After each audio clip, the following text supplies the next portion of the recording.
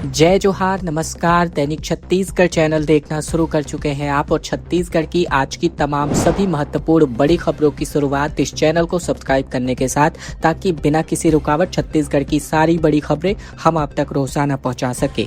छत्तीसगढ़ में बारिश और बाढ़ ने राशन की व्यवस्था को बिगाड़ कर रख दिया है। 50 से ज्यादा सरकारी राशन दुकानों में हजारों क्विंटल खाद्यान्न खराब हो चुके हैं।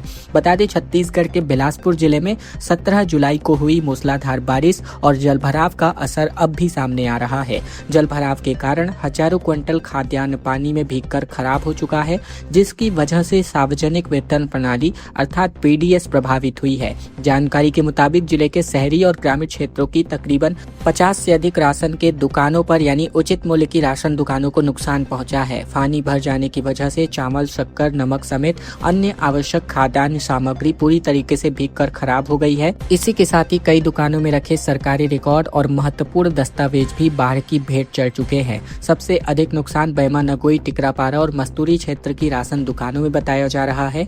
कई दुकानों में खाद्यान्न पूरी तरीके से पानी में डूब गया। इसकी वजह से राशन वितरण व्यवस्था प्रभावित हो गई है और हितग्राहियों को भी परेशानियों का सामना लगातार करना पड़ रहा है।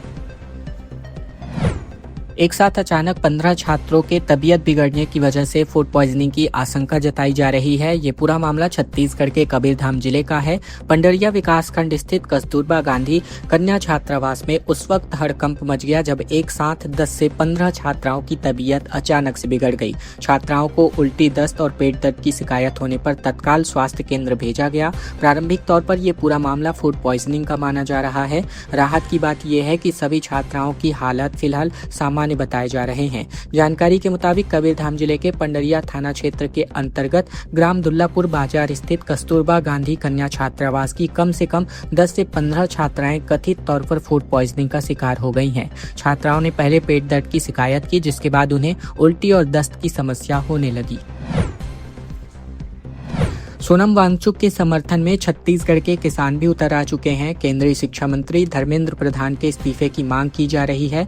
राष्ट्रपति के नाम इस बाबत ज्ञापन भी सौंपा गया। दिल्ली के जंतर मंतर में चल रहे प्रदर्शन के समर्थन में छत्तीसगढ़ के किसान भी अब सड़कों पर उतर आए हैं। भारतीय किसान यूनियन टिकैत के बैनर तले गरियाबंद जिले के फिंगेश्वर में किसानों ने मानव श्रृंखला बनाकर शांतिपूर्ण प्रदर्शन किया। इसके बाद राष्ट्रपति के नाम तहसीलदार को ज्ञापन भी सौंपा। ज्ञापन में किसानों ने कहा कि सोनम वांगचुक विद्यार्थियों के हित, पर्यावरण संरक्षण और देश के भविष्य से जुड़े मुद्दों को लेकर आंदोलन कर रहे हैं। संगठन का आरोप है कि उनके शांतिपूर्ण आंदोलन को बलपूर्वक रोकने की कोशिश लोकतांत्रिक मूल्यों के खिलाफ है। भारतीय किसान यूनियन ने केंद्र सरकार को शिक्षा व्यवस्था के मुद्दे पर भी घेरा। संगठन ने कहा कि देश में लगातार पेपर लीक, नीट समेत विभिन्न प्रतियोगी परीक्षाओं में अनियमितताएं लगातार सामने आ रही हैं, और इसी कड़ी में ऐसे स्थिति में केंद्रीय शिक्षा मंत्री धर्मेंद्र प्रधान नैतिक जिम्मेदारी लेते हुए इस्तीफा दें और शिक्षा व्यवस्था में व्यापक सुधार किए जाएं।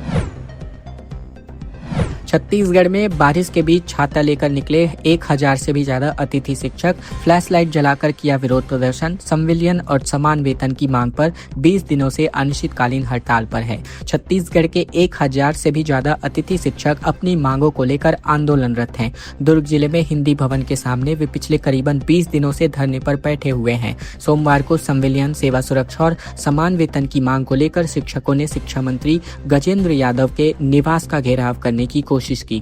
दिन में बारिश के बीच छाता लेकर रैली निकाली। शाम को अंधेरे में फ्लैश लाइट जलाकर विरोध जताया। प्रदर्शन के खिलाफ शिक्षकों ने कहा कि वे पिछले 11 सालों से दूर दराज और नक्सल प्रभावित इलाकों के स्कूलों में पढ़ा रहे हैं, लेकिन आज भी उन्हें केवल मानदेय के भरोसे काम करना पड़ रहा है। उन्होंने मानदेय बढ़ाने की भी मांग की है। साथ ही साथ राज्य अतिथि शिक्षक संघ के हड़ताल प्रमुख और मुख्य संरक्षक धर्मेंद्र दास वैष्णव ने कहा कि उन्हें हर महीने सिर्फ 20,000 रुपए का मानदेय मिलता है। इसी राशि में किराया, बिजली, पानी, आने जाने का खर्च और परिवार की जिम्मेदारी उठानी पड़ती है। उन्होंने कहा कि कई बार ऐसी स्थिति बन जाती है कि माता पिता की मदद करने के बजाय खुद उन्हें घर से पैसे मांगकर लौटाना पड़ता है।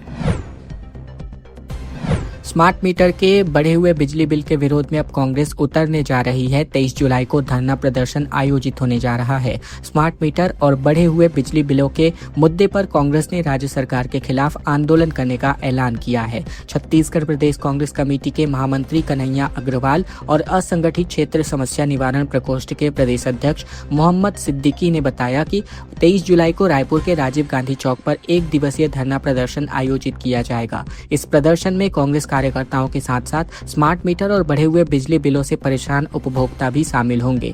कांग्रेस नेताओं ने मांग की है कि जिन घरों में स्मार्ट मीटर लगाए जा चुके हैं उन्हें तत्काल हटाया जाए, साथ ही नए स्मार्ट मीटर लगाने की प्रक्रिया पर रोक लगाई जाए। बढ़े हुए बिजली बिलों के निष्पक्ष जांच कर उपभोक्ताओं को राहत देने की भी मांग की गई। प्रदेश कांग्रेस कमेटी के महामंत्री कन्हैया अग्रवाल ने कहा कि स्मार्ट मीटर और बढ़े हुए बिजली बिलों से परेशान लोगों की आवाज उठाने के लिए ये आंदोलन किया जा रहा है। उन्होंने कहा कि यह धरना प्रदर्शन प्रदेश सरकार को कुंभकर्णी नींद से जुगाने का प्रयास करेगा। बिलासपुर में मूसलाधार बारिश की वजह से 150 से ज्यादा घरों में घुस गया बाढ़ का पानी। ग्रामीणों ने 4 घंटे तक हाईवे पर चक्का जाम से एम्बुलेंस समेत वाहन फंसे रहे। प्रदर्शनकारियों पर FIR हो गई। बता दें कि छत्तीसगढ़ के बिलासपुर में लगातार हो रही रिमझिम बारिश के बीच नेशनल हाईवे के किनारे पानी की निकासी व्यवस्था नहीं करने के कारण 150 से ज्यादा घरों में पानी भर गया। इसके लिए भड़के लोगों ने शनिवार को रायगढ़ और रायपुर नेशनल हाईवे पर चक्का जाम कर दिया। इसकी वजह से एम्बुलेंस समेत कई बड़े वाहन घंटों फंसे रहे। अफसरों ने उनकी समस्या दूर करने का भरोसा दिलाया, जिसके बाद चक्का जाम खत्म हो गया। लेकिन उनकी समस्या तो दूर नहीं हुई, बल्कि पुलिस ने उल्टा उनके खिलाफ आपराधिक प्रकरण दर्ज कर उनकी मुश्किलें और बढ़ा दी हैं। पूरा मामला सिरगिट्टी थाना क्षेत्र के धूमा गांव का है। लोगों का आरोप है कि राष्ट्रीय राजमार्ग निर्माण के दरमियान पानी निकासी की समुचित व्यवस्था नहीं की गई। धूमा ग्राम पंचायत के लोगों ने बताया कि पुल और ड्रेनेज निर्माण का कार्य अधूरा छोड़ दिए जाने के कारण बारिश का पानी गाँव में लगातार भर रहा है। लोगों का जनजीवन पूरी तरीके से अस्त व्यस्त है। 150 से अधिक घरों में जलमग्न होने की स्थिति हो गई है। उनके चक्का जाम करने के बाद नेशनल हाईवे पर दोनों ओर वाहनों की लंबी कतारें लग गई और यातायात करीबन 4 घंटे तक प्रभावित रहा। बड़ी खबर चिरमिरी से, जहां ब्रेक फेल होने के कारण ट्रक ने पिकअप को टक्कर मार दी और 3 लोग घायल हुए हैं। छत्तीसगढ़ के MCB जिले के चिरमिरी स्थित हल्दीबाड़ी स्वर संगम चौक पर सोमवार 20 जुलाई को ब्रेक फेल होने की वजह से एक ट्रक अनियंत्रित होकर पिकअप वाहन से जा टकराया। टक्कर के बाद पिकअप आगे बढ़कर एक स्कूटी सवार को अपनी चपेट में लेता नजर आया।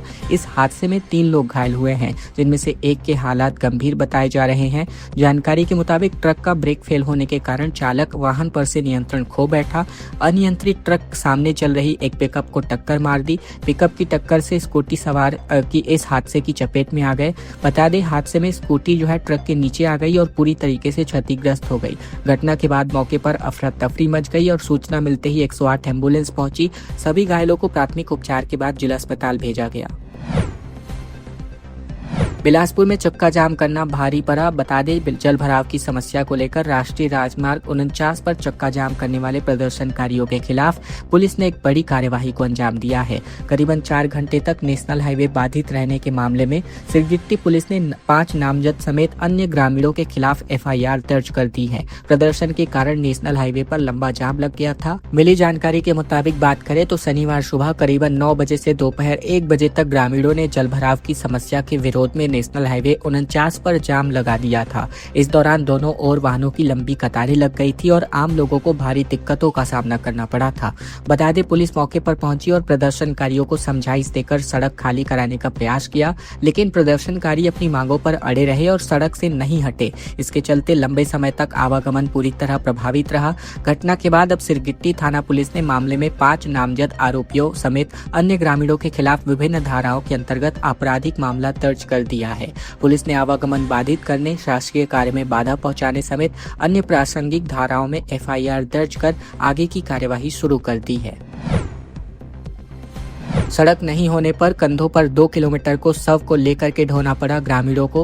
कोरबा के गांव का ये वीडियो अंदरूनी गांव का है जो वायरल चल रहा है। विकास और सुशासन के दावों के बीच कोरबा जिले के पाली विकास खंड की एक ऐसी तस्वीर सामने आई है जिसने ग्रामीण इलाकों में बुनियादी सुविधाओं की स्थिति पर सवाल खड़े कर दिए हैं। पाली ब्लॉक के ग्राम पंचायत इरफ के हर्राडीह गाँव में सड़क और पुल के अभाव के कारण ग्रामीणों को एक महिला के शव को लकड़ी की डांडी यानी बांस की अर्थी पर रखकर करीबन 2 किलोमीटर पैदल मुख्य सड़क तक ले जाना पड़ा। इस पूरी घटना का वीडियो सोशल मीडिया पर जमकर वायरल हो रहा है, जिसके बाद लोगों की अलग अलग प्रतिक्रियाएं लगातार सामने आ रही हैं। जानकारी के मुताबिक कुछ दिन पहले ही हर्राडीह गांव निवासी मोतीलाल भुनवार की पत्नी का निधन हो गया था।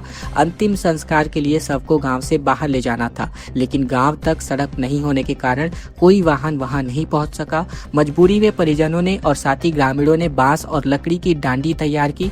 शव को उसी पर रखकर करीबन 2 किलोमीटर तक पैदल मुख्य सड़क तक ले जाया गया, जहां से आगे की व्यवस्था की गई।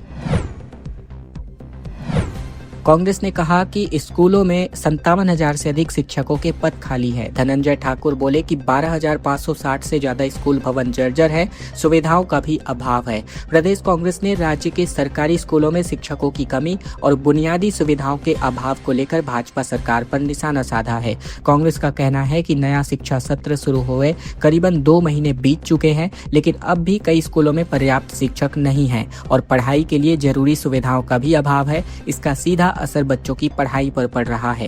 कांग्रेस प्रवक्ता धनंजय ठाकुर ने कहा कि प्रदेश में करीबन 57,000 शिक्षकों के पद खाली हैं। उनका आरोप है कि भाजपा सरकार ने अपने 2.5 साल के कार्यकाल में नियमित रूप से एक भी शिक्षक की भर्ती नहीं की। उन्होंने कहा कि संविलियन के नाम पर शिक्षकों के पद खत्म कर दिए गए और अब 10,400 से अधिक स्कूल बंद कर दिए गए। कांग्रेस प्रवक्ता धनंजय ठाकुर ने कहा कि भाजपा सरकार ने शिक्षकों की भर्ती को लेकर कई घोषणाएं की, लेकिन उन्हें लागू करने नहीं किया। तत्कालीन शिक्षा मंत्री बृजमोहन अग्रवाल ने विधानसभा में 35,000 शिक्षकों की भर्ती की घोषणा की थी, लेकिन भर्ती नहीं हुई। इसके बाद वित्त मंत्री ओपी चौधरी ने साल 2025 के बजट में भी 20,000 शिक्षकों की भर्ती का ऐलान किया, लेकिन उस पर भी अमल नहीं हुआ। वहीं मुख्यमंत्री विष्णुदेव साय ने 5,000 शिक्षकों की भर्ती जल्द शुरू करने की बात कही थी, लेकिन नया शिक्षण सत्र शुरू होने के बाद भी भर्ती प्रक्रिया अब तक शुरू नहीं हो पाई है। सरगुजा में आकाशीय बिजली का कहर देखने को मिला। पेड़ की नीचे मोबाइल देख रहे तकरीबन 4 बच्चों पर बिजली गिर गई और इनमें से 2 मासूमों की दर्दनाक मौत हो गई। सरगुजा जिले के आकाशीय बिजली का कहर लगातार जारी है।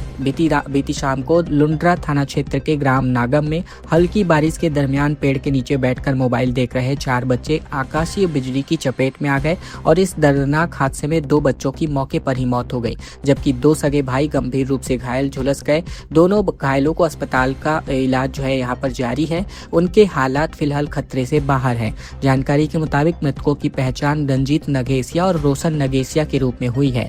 गौरतलब है कि सरगुजा जिले में पिछले 1 महीने के भीतर आकाशीय बिजली की चपेट में आने से अब तक 5 लोगों की मौत हो चुकी है और इसके पहले ग्राम दुमकी में बिजली गिरने की वजह से 3 लोगों की जान चली गई थी। बड़ी खबर कोरबा से, जहां एसीसीएल मानिकपुर भू विस्थापितों का प्रदर्शन लगातार जारी है। रोजगार और पुनर्वास की मांग को लगातार अनिश्चितकालीन हड़ताल जारी है।